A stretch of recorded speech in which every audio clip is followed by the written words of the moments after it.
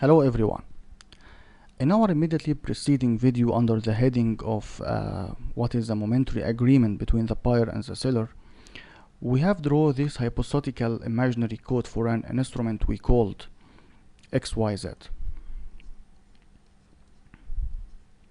We suppose that this instrument is liquid and it has a bid and ask or offer.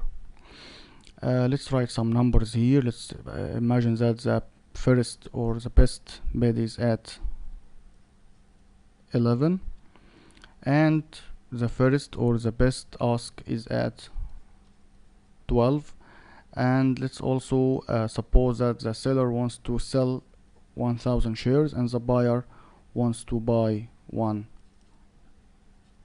shares. Okay, the buyer can wait to be filled at his price, which is 11, or he may be eager and accept the seller's price at 12. On the other hand, the seller can wait to be filled at his price, which is 12, or he or she may be eager and accept the buyer's bid at 11, or accept to sell his quantity at the buyer's level, which is 11. But what if the buyer insists? What if the buyer insists to buy at 11? And or what if the seller also insists to sell at 12? Well, if that happens, then no trade will take place, and that means no price and no market.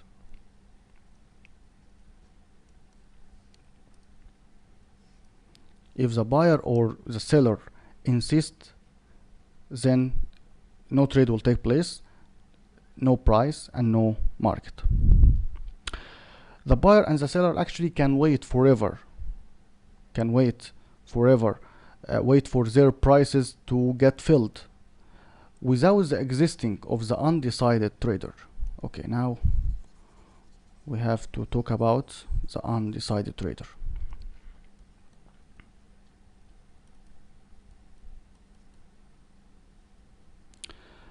Who is the undecided trader?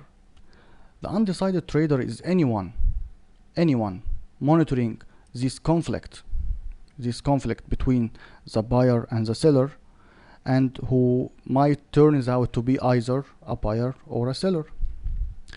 The undecided trader put pressure.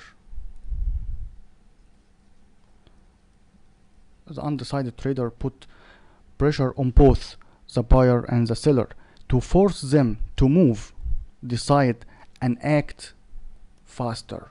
And this is a very important word. So the undecided trader put pressure on the buyer and the seller to force them to move, decide, and act faster. Okay, why they will act faster?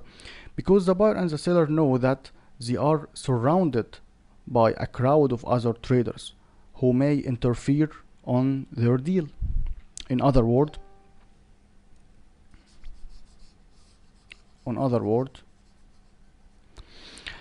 if the buyer knows that if he thinks too much, the undecided trader may come and buy from the seller at 12, and the seller also knows that the undecided trader may turn to be a seller and accept the buyer's price at 11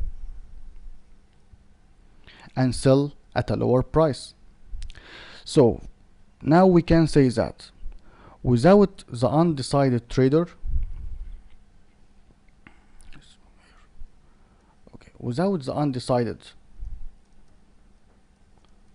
trader, no trade will take place, and that means no price, and that means no market. But the existing of the undecided trader actually force the buyer and the seller to act and move faster, and that creates trade, and that means price and market. Thank you so much.